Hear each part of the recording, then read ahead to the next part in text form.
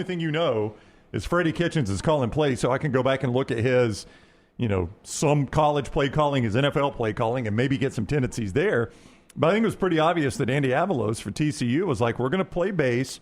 We're going to see what their attack is like. And, hey, it worked for North Carolina. And as soon as they figured out what North Carolina wanted to do, that game was over, man. As soon as they made their defensive adjustments, Carolina couldn't move the ball. You guys are talking like y'all were expecting this beatdown. Were I y'all was. expecting it to be 48-14? Not maybe 48-14. I thought personally. No, that's not really the conversation I thought we had all summer long. No, it was in my pick 3 because, and here's why.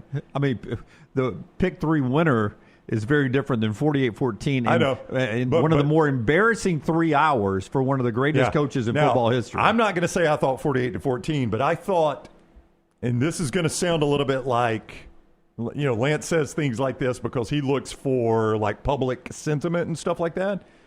What did you hear all summer about this? Bill Belichick. I mean, when you talk something up that much, how often does it deliver? And that was just my thinking in this. I didn't know. I like Josh Hoover. I didn't see that coming. I didn't see a beatdown. I'm not trying to say that. It sounds like he's saying that. I'm literally saying the opposite if you listen to me, Jim.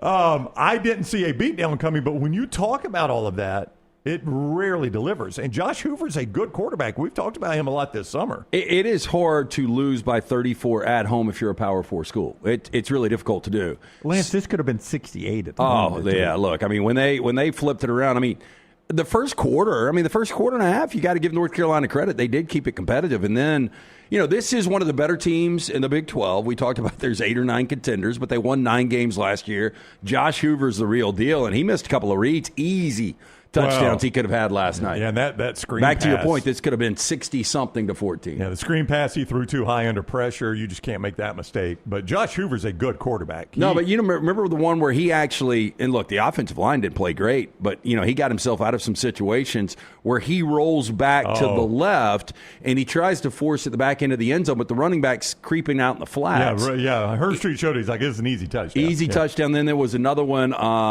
The receiver broke away, was completely wide open. I mean, he just missed a couple of reads. I thought Hoover was really good last night. So I thought TCU would win the game. I thought they'd win by around, 10-14 maybe. I did not see that. I did not see a beatdown coming. Yeah. I'm just saying, and you watched the pregame, it's all about Belichick. And then they show Michael Jordan and Lawrence Taylor sitting with Roy Williams, and for some reason Aaron Boone is on the sidelines because the Yankees had an off time. Yeah, Mia Hamm's there. There. I mean, like when stuff gets built up like that, it's just hard to deliver, and nobody talked about TCU. So that Sonny Dykes used that, and boy, it looked like it. They played at a different speed. Well, that's literally what he said post game. Is that nobody ever? A lot of people talked about this game. Nobody talked about us. They won.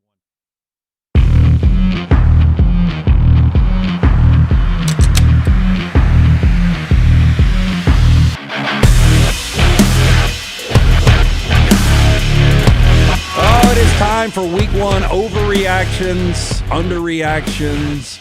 We're about to roll into week 1 of the NFL as well. It is Unlocked with Brock Huard. I am Lance Taylor from the Next Round. It is always brought to you by our friends at mybookie.ag. College football already cooking, upsets, blowouts, wild covers. Mybookie.ag lets you hit it all.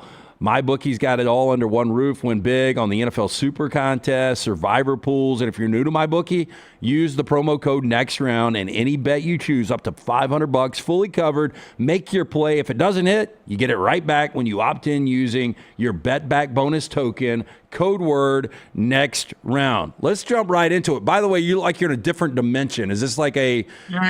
Yeah, I know. It's my studio. I'm trying to blur out a very boring background. You know what I'm going to do, Lance? Just for you, I'm going to take this. I'm going to stay on video, but I think oh crap. I'm going to try to unblur it because it does look really goofy. I apologize to you and your audience. I'm also. It looks like, you know what it looks like? The 80s videos on MTV early when they really didn't do well with the special effects or the editing. That's what you like. You're in an 80s video. Yeah, there we go. Okay, perfect. There we go. That's better. I apologize. It's a boring. Hey, look, soundboard, but that's better than the blurred look. The Max Headroom already looked like Max Headroom, so I don't need to do that. But the lighting in here. This is my professional studio, and I'll peel the onion back. I got a green screen that's behind me. That's uglier than this black, And then that green screen, when I do my show in the morning, I've got a background that's the actual background of our studio. So therefore, I don't have all my helmets and pictures and everything else, all these fancy studios that so many people have. So I just kind of keep it simple, stupid. And beyond that, Lance, I just want to thank you for inviting me back. I really do. Because I thought I'd be a one and done. I really did. I was watching that Ohio State-Texas game thinking, well, it was a hell of a ride with the guys there at Unlocked in the next round. But my Arch Manning take of him being the one quarterback to play one college game, he's gonna be done with me. I'm gonna be done. Can we circle back to Arch, because I want to start with a bigger prediction that, again, and I've said it multiple times on the show today, I will die on the Kalen DeBoer hill. I don't know what's going on, but let's go to Tallahassee. Alabama loses 31-17. They take 8:50 off the clock, first drive. They go right down. They score 7. They go up 7-0, and you're like, okay, methodical drive. Hey, putting it right down, 7-0 Alabama. This is going to be the way that we think year 2. Kalen DeBoer reunited with Ryan Grubb is going to go, and then the wheels completely fall off. The effort looked poor. They got pushed around. There was no energy. There was no energy on the sideline. The body language was terrible, and they got absolutely whipped, 31-17. I don't know what to pull out of this, Brock. Like, again, I want to die on this Kalen DeBoer hill. Everywhere he has been, he's been successful. It wasn't like last year was a debacle. Going 9-4 and being the last team on the outside of the college football playoff looking in. But year 2 was supposed to start much differently as a 13.5-point favorite on the road in Tallahassee. The hardest thing about it, Lance, and I think for your fan base, your listenership, certainly the folks that follow the Crimson Tide and the passion they have down there, the hardest thing of all of it was just the body language. It was just the body language. And it wasn't the body language of Kalen DeBoer.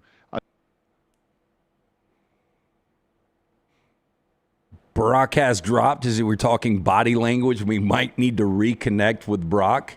He was hyping up the technical advancements of his great studio that he does a daily show from, and completely goes out. Could be on our side. We'll get it worked out. It is unlocked. We do this every single week with Brock Huard, now Coach Huard, former NFL quarterback, former Washington standout, former Fox analyst. It is always brought to you by our friends at mybookie.ag. Sides, totals, player props, everything available right there at your fingertips. We will have the NFL kicking off on this Thursday with the Eagles and Cowboys. You can jump on that. Right now that number has gone to 8.5. But very important, whatever you're playing, whether it's the player props or the sides or the totals, and if you're new to MyBookie, use that code, the promo code next round. Any bet you choose, up to $500, fully covered. Make your play. If it doesn't hit, you get it right back when you opt in using Bet Back Bonus token. Again, that promo code is next round at mybookie.ag. Trying to reconnect right now with Brock.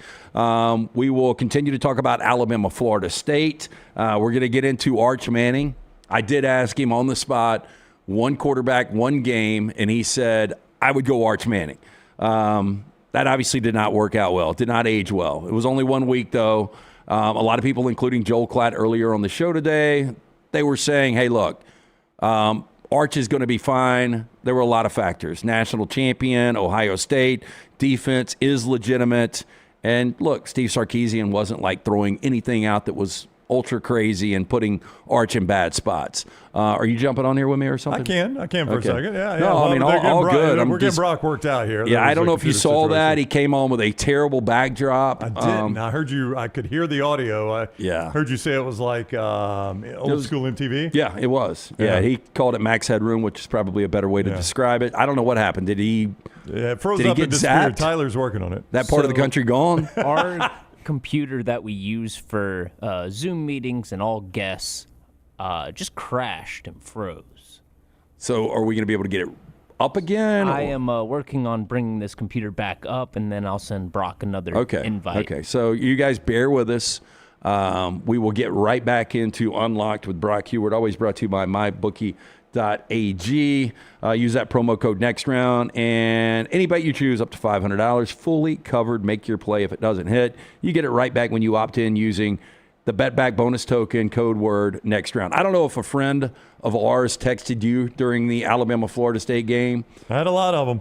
But I got a extremely large ticket from a sports book sent to me. Yeah, I wonder why he sent you that, because I requested that out of him. I was watching the game with some friends, and one of the friends said, I wonder if that guy had bet on the game. So I just texted him and asked him very quickly, send me that ticket.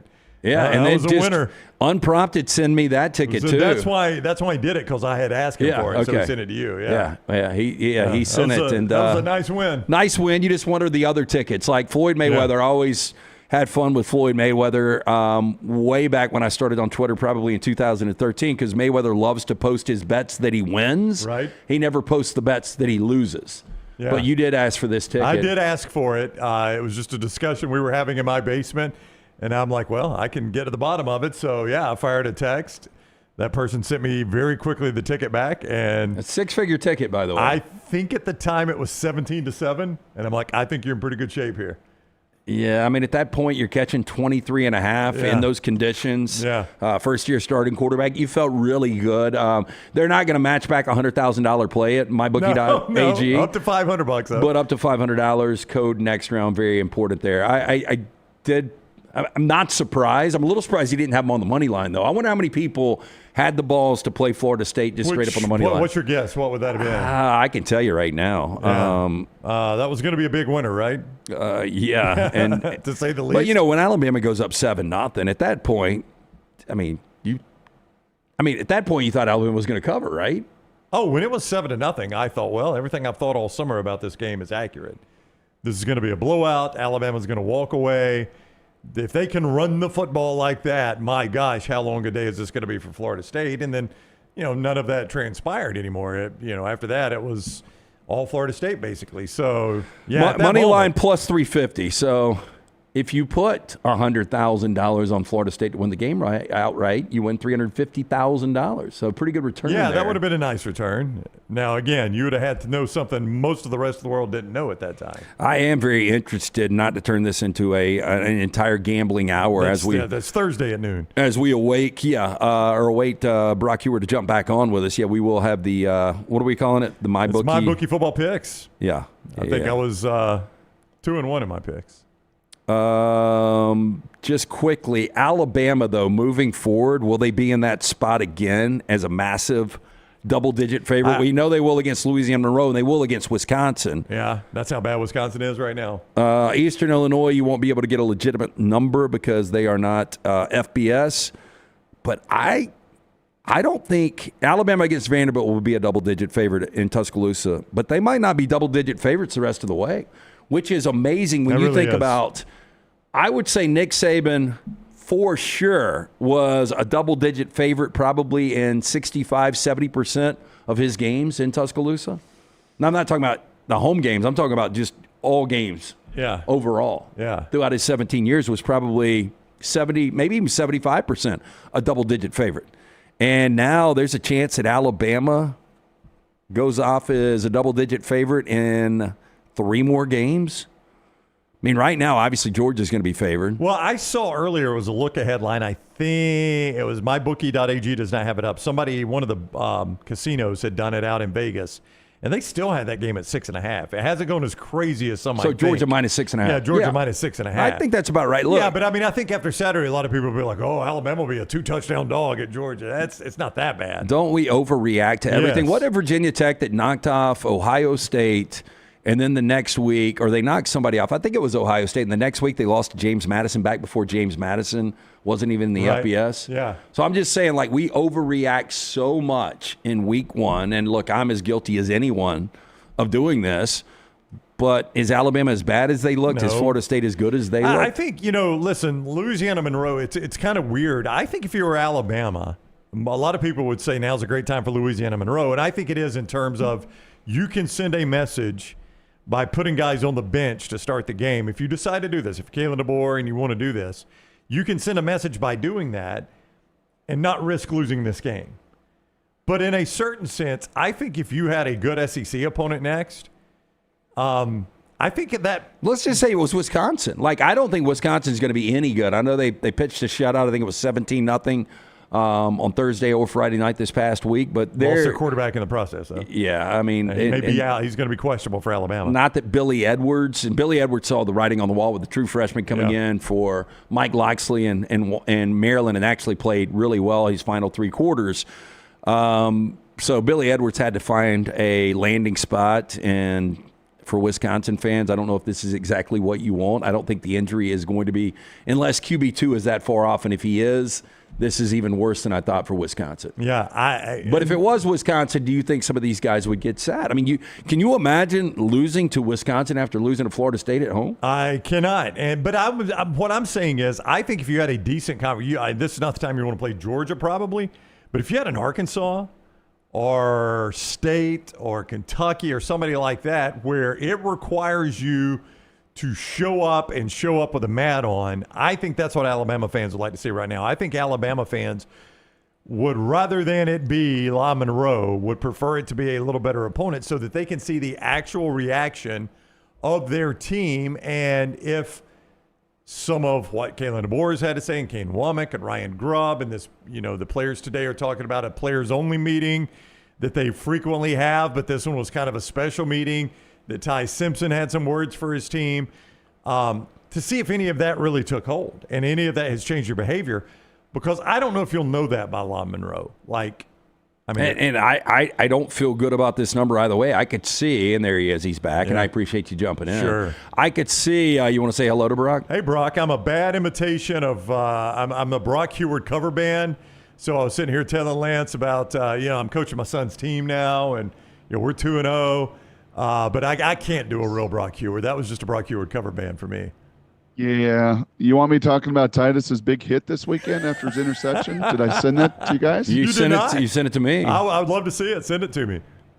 Oh, you're gonna like this, and I guess it just made USA top 10 high school plays of the weekend. Wow, how about that? All right. Oh, wow. Can we play it here on Unlocked? Do we have the rights? Sure. Yeah, you're giving us the rights.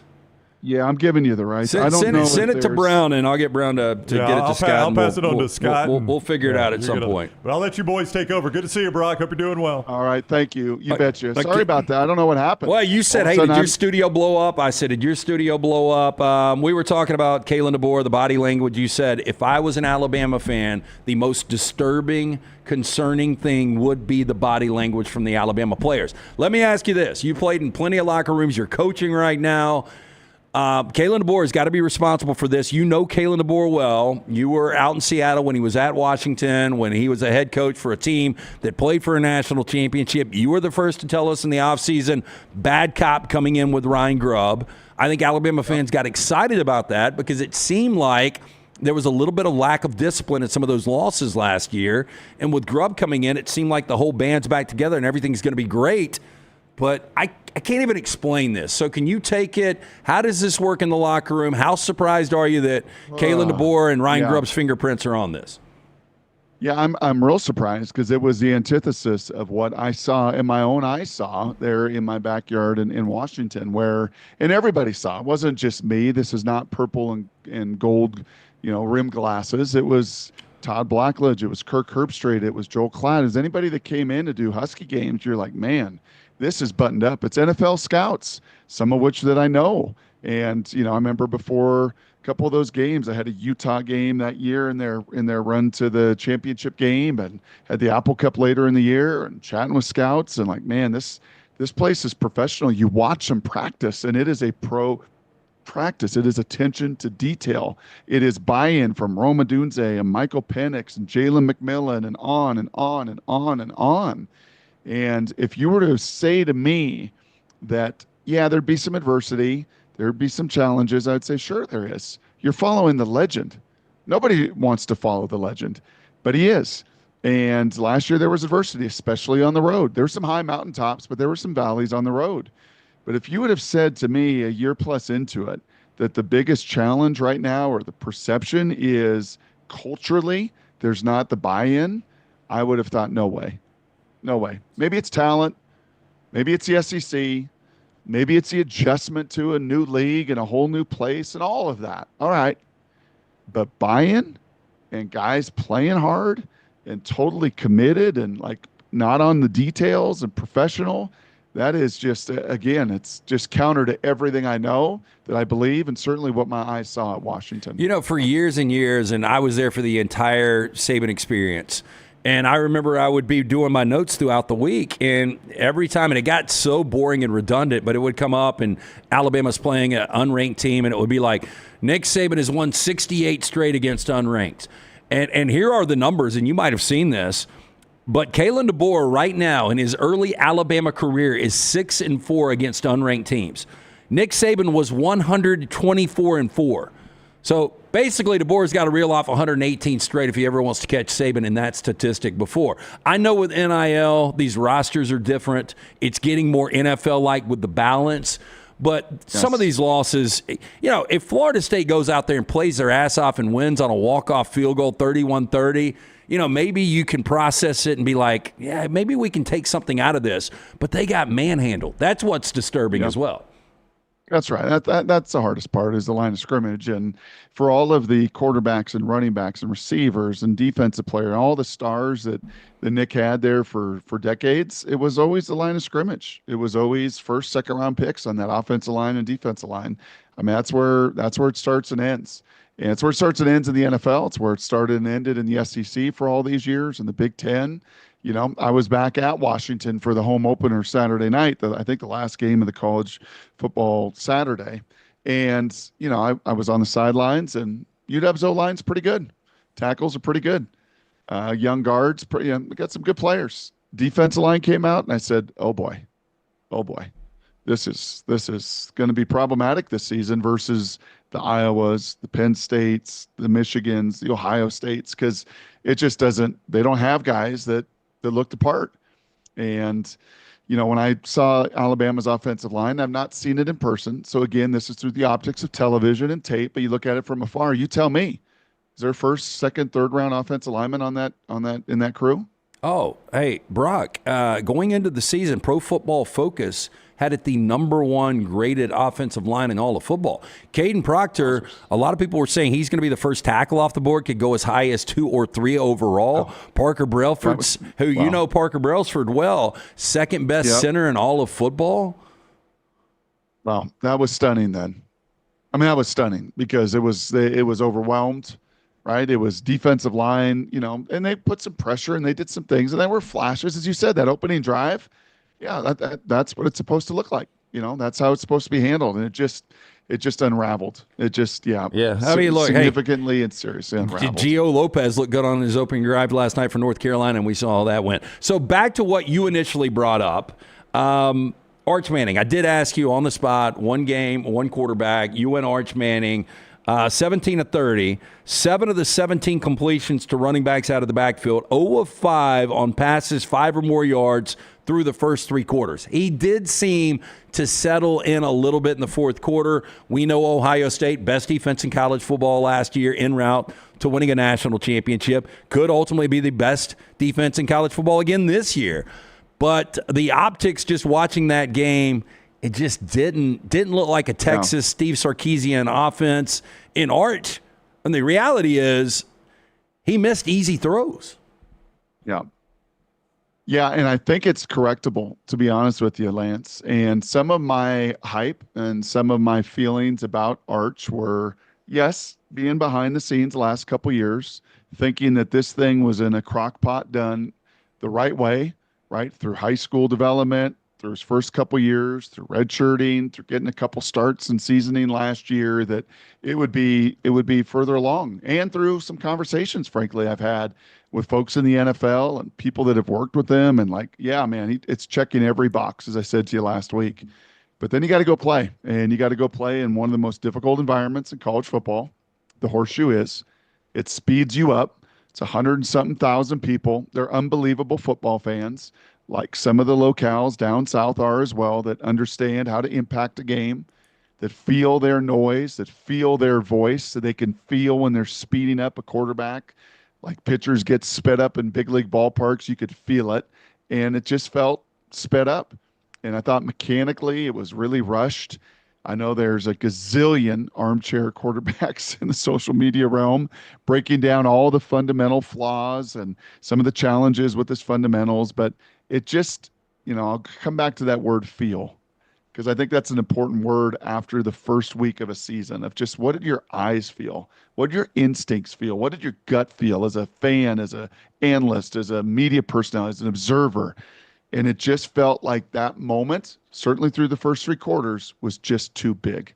Unlike just too big. Brock Huard, always brought to you by our friends at mybookie.ag. Again, MyBookie's got everything all under one roof. The NFL Super Contest, Survivor pools, sides, totals, player props. And if you're new to MyBookie, use that promo code NEXTROUND. And any bet you choose up to $500 fully covered. Make your play. If it doesn't hit, you get it right back when you use that code NEXTROUND on the Bet Back Bonus token. Okay, so I don't know how much of this game you got to see. You probably went back and watched some, but Clemson looked like they had the game under control. LSU, the adjustment, second half, completely dominated. They win at 17-10. I mean, look, I'm not surprised that Nussmeier was solid in this game. I was surprised Klubnik played as bad as he did. 19-38, 230 yards, no touchdowns, threw a pick. He just looked off. And I know Antonio Williams going down in the first quarter, when you lose your one, that's difficult to recover from, especially when you're playing in LSU. But I expected more from Klubnik. Do you think this is fixable? Yeah, because I think the supporting cast and the defense and just the maturity of the program. And by the way, back to Arch, I've been there. And I speak to that because I played at Nebraska my last year after a lot of experience. And I could never slow the game down. It just felt fast and I felt rushed. And mechanically, I just could never get into rhythm. So that's from firsthand, just kind of quarterbacking experience.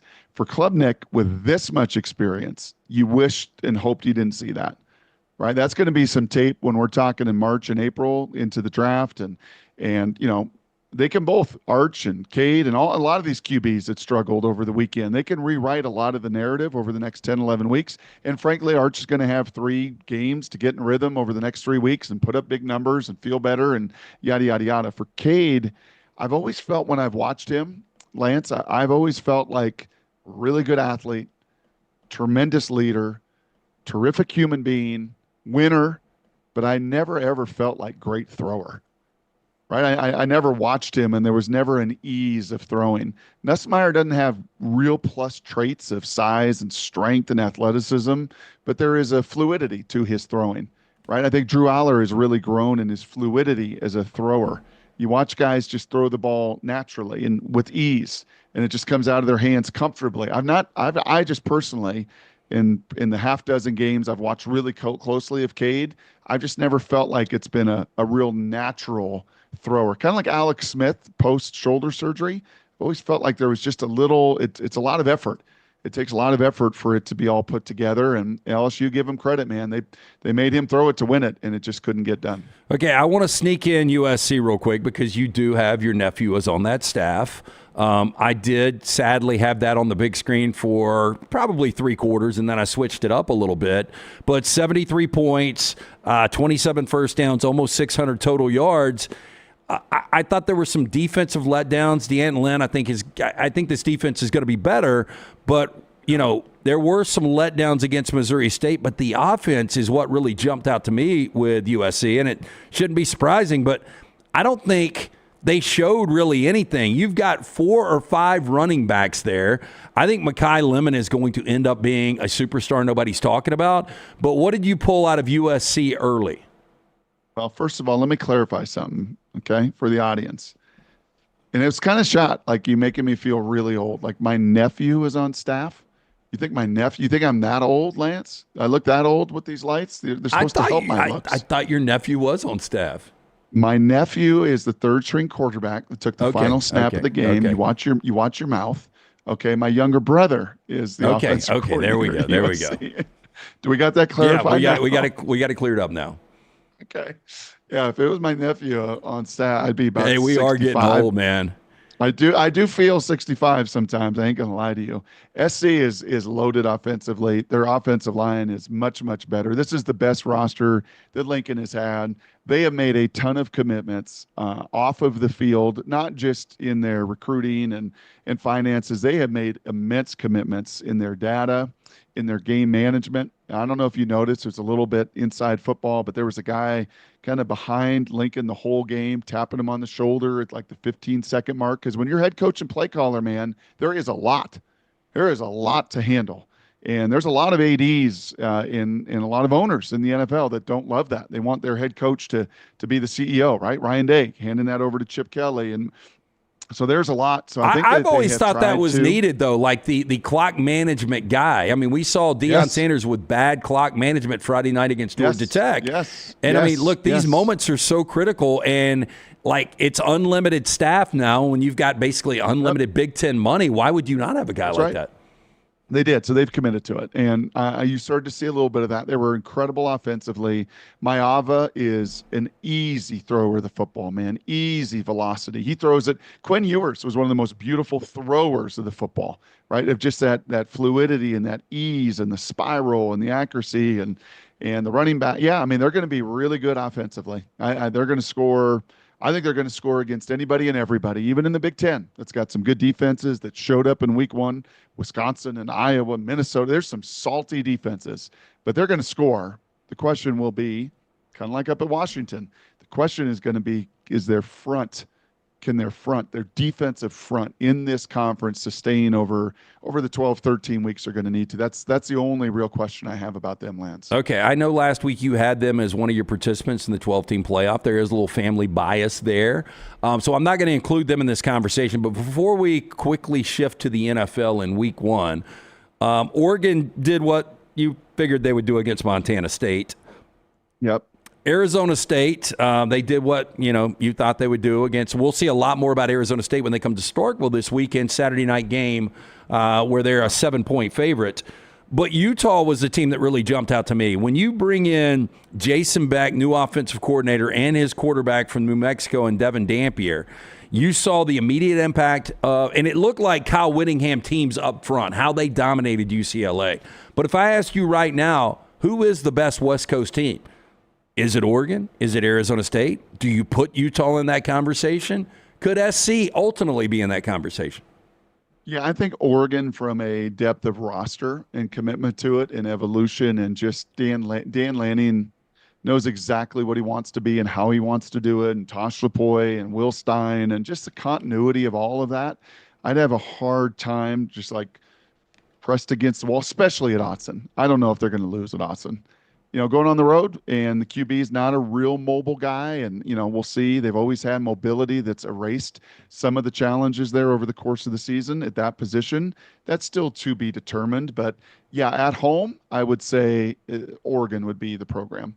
I will say this, Lance, it's going to be fascinating over the course of this season for you and I, because I think you are seeing, as much as we've seen dual threat quarterbacks in college football, I don't think we've ever seen more, right? From Maryland to Colorado, to Utah, to the commitment of these young guys to Michigan. I think Lenore Sellers might end up being the best at South Carolina. South Carolina, like it is a real, and I get it.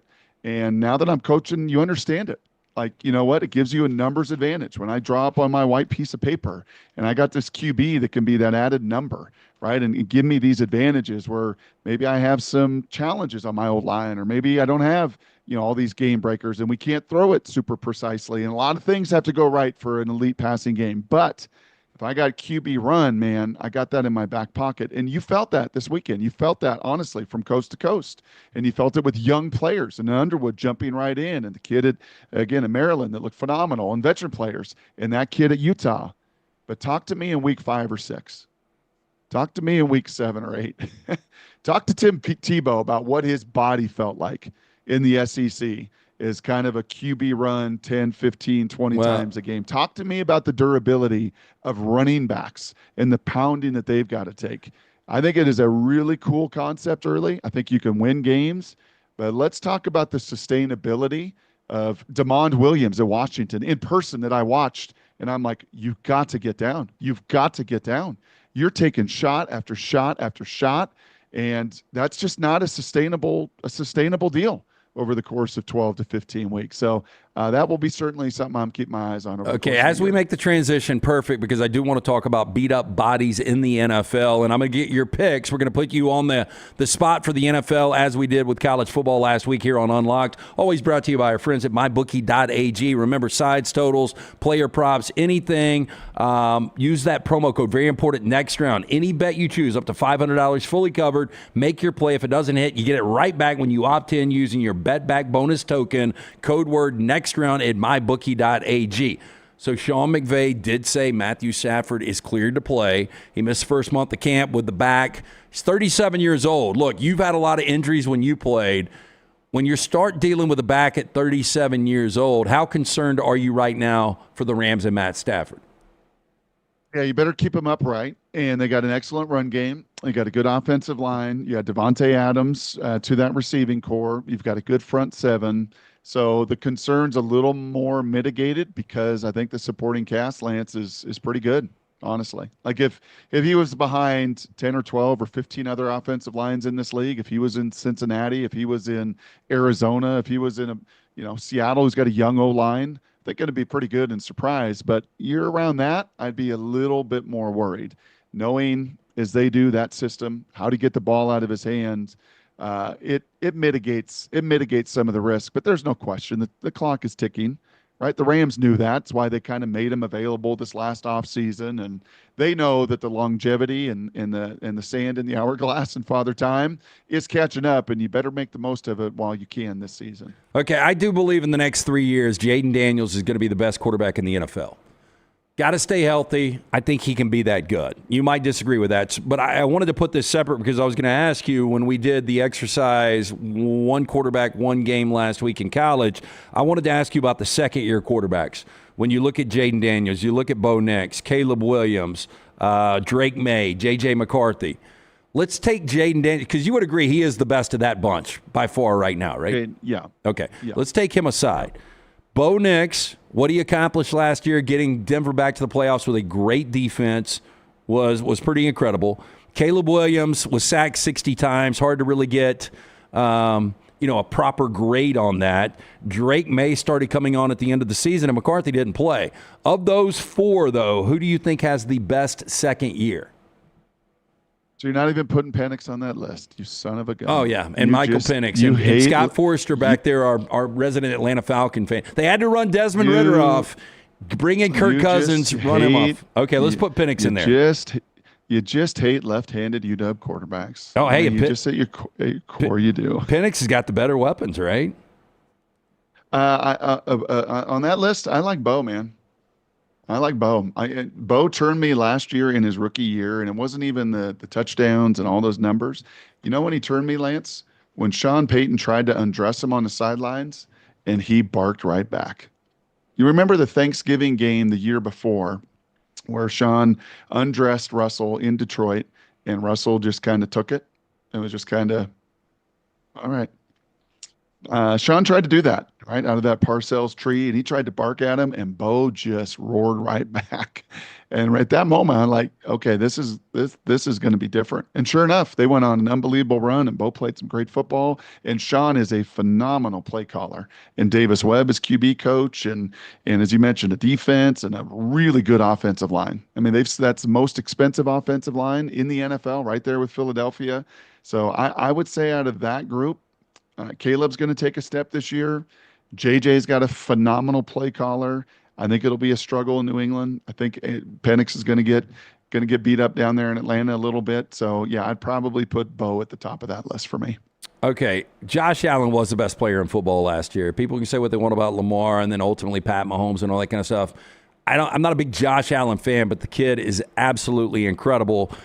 He did win the MVP. If I asked you right now, who is your MVP favorite to win it for the 2025-2026 season?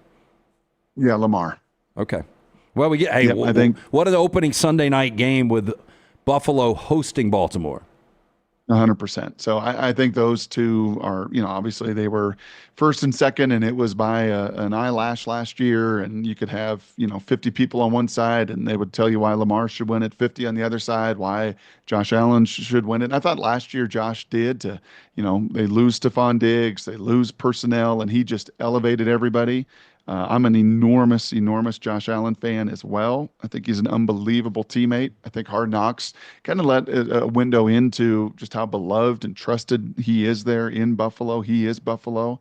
But I think this is the time that, come on now, Lamar. Like, you're right there. You've won MVPs. You've been phenomenal. I, too, think he is a great teammate. Is underrated of how much he just showers everybody else. He doesn't want to make it about himself. But I think the supporting cast is very, very good. I think there's comfort in the system now. I think the 1-2 punch with he and Derrick Henry and that offensive line and their growth last year, yeah, I'm going to put those two at the top, and maybe this time Lamar wins that race. I am going to go Joe Burrow. I just think Burrow, you look at the numbers, they were massive last year. The defense was awful. If it's just a little bit better under Al Golden, then I think Cincinnati has a chance to win 10 games, and it's going to be all because of Joe Burrow. So let's go through division by division, and you tell me if there's a wild card in here along with the division winner. We'll start in the AFC East. I mean, Buffalo is a massive favorite to win this division. Do you agree? Yeah, they've won it the last 5 times. They're going to win it this year as well, yeah. Okay, do you see a wild card between the Dolphins, the Patriots, or the Jets? No. Okay, AFC North. This is where things get a little more complicated. Baltimore is your favorite, and then it goes Cincinnati, Pittsburgh, Cleveland. Yeah, I think Baltimore is going to win it. I think I'm with you. I think Cincinnati is just, if they play any level of defense, and Joe is one quirky dude, man. That QB documentary, I think, brought about some of that. But once again, they just so wholeheartedly believe. I like their head coach. I think Zach Taylor does a good job managing that place and the constraints and the challenges, and they get Hendrickson for a year. And Al Golden's pretty good, man. He mixes and matches his stuff defensively really, really well. So, yeah, I would say they will be a wild card out of that division. Okay, so Baltimore wins it. Cincinnati gets a wild card. AFC South, this is probably only one postseason team. Texans, your obvious favorite. A lot of people think Jacksonville's going to be improved. What will Cam Ward be able to do? And then the Daniel Jones experiment, we'll call it, in Indianapolis. Yeah, I think, again, that one, and I hope we're not too chalky. And the NFL teaches us, kind of like the NCAA tournament, to be careful to be too chalky. So we're probably going to be wrong on some of this. If there is kind of a wild card in there, I do think it is Jacksonville. I think Trevor Lawrence is a time and place in his career where it's go time, man. It's a sense of urgency and to take that step. And they do have some weapons and how they utilize Travis. And I think Liam Cohen, everywhere he's been a pretty good play caller and coordinator, an elevator of people. So I'm gonna stay or go a little maybe unchalk, and I'll have them as a wild card in that division. Okay, so are you having Jacksonville to win the division, or no? I think Houston still wins it. Texans and then the Jags. Okay, I like it. I like it. So there's 5 of 7. So AFC West, you got to give me who wins the division and then the final wild card out of that division.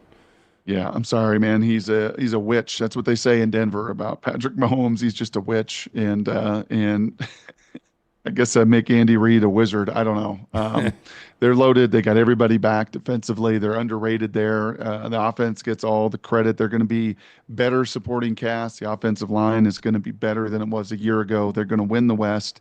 And then it's going to be a real dogfight between the Chargers and Broncos. I think that Rashawn Slater injury is massive when you lose a tackle. I think they're an injury away in a few spots of being terribly thin, whereas I don't think Denver is. I think Denver's got more depth to that roster. So I'll give Sean Payton and my Bo Nix love earlier. I'll give them the tip of the cap as the wild card. So there you go. Division winners: Buffalo, Baltimore, Texans, Kansas City. Wild card: Cincinnati, the Jags, and the Broncos. Quickly to the NFC. By the way, you can bet on all these division winners at mybookie.ag. Another one of these future bets that you can place out there.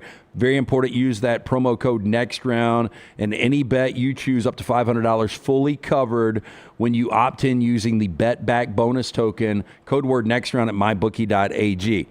NFC East, obviously Philadelphia, your defending Super Bowl champion, is your favorite there. Are you going the Eagles? Do you think the Commanders was kind of just a moment in time last year, getting to an NFC Championship game? Do you think the Giants, Cowboys both improved? Where are we going here? Yeah, I think that's going to go the way it did a year ago. I think Philadelphia is going to win that division. Just too many horses. I think we've learned a valuable lesson. The NFL is not about your first 22. It really is about your top 40 because you're going to need all those guys through the run. So I'm going to point to them. I will say Washington's going to be a little bit more precarious of a situation than it was a year ago. There is going to be no sneaking up on anybody. The target is going to be as big as anyone's target in the NFL. Sophomore slumps, I don't want to call it a slump, but regression is a real thing. We've seen that time and time again, and that is an older team still, right? A Debo, a Bobby Wagner, some of the older players that you were counting on. Father Time wins. He wins in this league, and he catches you sometimes. I watched it happen in Seattle with Cliff Averill and Cam Chancellor and Richard Sherman and Earl Thomas, and you thought that thing was going to go on forever, and Father Time caught them really, really quickly. So I don't think they're an 11-win team. I think they're probably closer, Washington this year, to a 9 or 10-win team, but they'll be the wild card out of the East. Okay, so we are taking the Commanders to get back to the postseason with the Eagles winning the division. NFC North, so crowded. Both Detroit and Minnesota were so good last year. Minnesota obviously making a quarterback change. Detroit loses both coordinators. Green Bay was a postseason team last year, and now they bring in Micah Parsons. And the Bears getting Ben Johnson in year 2 of Caleb Williams. I mean, very, very crowded, bunched up division here. Who you got winning the North? I mean, that's the best division in football, right? I know the AFC West, you could probably argue with that, with the quarterbacks and the coaches and everything else. But to me, I mean, that's a gauntlet. When all these teams love to say in the SEC and the Big Ten that it's a battle each and every week, it will be in that North. I mean, there's not a bad team to be found in there. I like Detroit. I like Jared Goff. I love Amon-Ra St. Brown. I love that offensive line. There is no way they're going to get bit by the injury bug again the way they did a year ago. So I like them winning it. And then it really is Minnesota, Green Bay. You can take two wild cards. They had it last year. Yeah, let's see what we have left through the rest of this conversation. Give me Green Bay there. Just Jordan Love's experience ahead of J.J. McCarthy's experience. Okay. As a first-time starter, there are going to be a few bumps in the road there. So I'll take Green Bay, and we'll put a little asterisk by Minnesota. Okay, yeah, we'll hold there. NFC South. Everybody thinks Tampa wins this division. They've won it 5 consecutive years, which is kind of crazy. Falcons should be a little bit better. I think Carolina, Dave Canales, year 2 with Bryce Young, they're going to be better. I believe the Saints are going to be god-awful. So who's winning the South? Yep. Yeah, I think Tampa Bay wins it. That is amazing. If you were to ask the casual fan, which 2 teams have won their division for 5 straight years? Now, has Kansas City done that as well? Have they won the AFC West 5 straight times? Yeah. So which 3 teams in the league have won the division 5 straight times? I don't think people would include Tampa Bay in that. I think they'd get to Buffalo and Kansas City. But the fact that Tampa Bay's owned that is also a statement to the chaos in many of those other places and programs. So Tampa Bay, I think, has the most alignment, head coach, GM, quarterback, dispersal of talent still. So I'll take Tampa Bay, and I don't think anybody else makes playoffs. Okay, so we get to the NFC West here, where San Francisco actually is the favorite, barely. It's the closest division race outside of the NFC North as far as what odds makers are saying right now, but San Francisco is the slight favorite with the Rams right behind them. People do believe Arizona is going to be improved from the 8 wins last year, and then your Seahawks, I don't know what to expect. But who wins the West, and are you taking your final wild card out of the West, or are we going back to the North? Yeah. So the Rams will win the West as long as Matthew Stafford is upright, and there's some good epidurals down there in Southern California. They know their medicine down there, Mr. Lance. It's I don't know the medical capital of the world, but man, LA knows how. How many hospitals did you get put in, like when you were playing? Different college town hospitals, NFL hospitals? Yeah, couple. UW Hospital a couple times. Swedish, up there. Some scans and some testing after some hits to this big 5-head. But I think LA wins it. I think I'm not buying the Brock Purdy stuff, man. And hopefully week 1 exposes this up in Seattle. When he's got to play from behind, when he has to play in the clutch and close games, I I think there's a real limited skill set. There's some real strengths, but as far as traits and talent and arm, I've always seen a lot of limitations, especially when the cast is maybe a little thinner around him than it's been in the past. So I'm going to take the Rams to win it, and then it's going to be between the Vikings and the Seahawks for a wild card. Seahawks are going to be a lot better. I don't get it. I don't understand where Vegas. Well, does I mean, this. I think there's still an unknown with Sam Darnold. He was great last year under Kevin O'Connell, but how good is he going to be in Seattle? I think it's a fair question. I think it is a fair question. I think that there is he's been with Clint Kubiak in the past in San Francisco when Humpty Dumpty got really put back together before he went to Minnesota and shined. He has had the last 3 weeks of training camp have been phenomenal. JSN's a good player. This O-line is finally going to be good. It's not going to be a detriment. And that defense is salty. So okay, well, I'm putting Seattle as your final wild card. I know you want to do it. There we go. That's your team. You and Titus watching the Seahawks together. Thank you. So there we got the Eagles, the Lions, the Bucks, the Rams winning the division with the Commanders, Packers, Seahawks, your 3 wild cards out of the NFC. Quickly, AFC, NFC champions, and who wins the Super Bowl? Oh boy, AFC and NFC West champion, NFC champs. Let's go. This is just a total rooting interest. Let's go Detroit and let's go Baltimore. Okay, who wins? And let's go Detroit winning the Super Bowl. Wow. There you go. Heard it first. Brock Huard unlocked. He's got the Detroit Lions. We need to shoot that out to Detroit fans. They'll be excited because I think both coordinators going, Frank Ragnow out. I think it's going to be a little bit different. Hey, remember, mybookie.ag, sides, totals, player props. If you want to ride Brock, if you want to fade Brock, you can do it at mybookie.ag. Very important. Put in that promo code next round, and you get up to $500 fully covered. Make your play. If it doesn't hit, you get it right back when you opt in using your bet back bonus token. Next round is the code at mybookie.ag. Always fun, brother.